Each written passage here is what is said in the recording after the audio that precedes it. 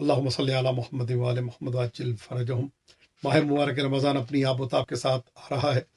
ہر مہینے کی پہلی جو دن ہے اس میں ایک نماز ہے، اور وہ اتنی فضیلت کی نماز ہے کہ وہ پورے مہینے کی ضمانت بن جاتی ہے۔ یعنی پورے مہینے آپ بیمے میں رہتے ہیں، کوئی پریشانی، کوئی بیماری، کوئی قرض، کسی قسم کی ٹینشن سے آپ دور رہیں گے اگر آپ یہ نماز ادا کر لیں۔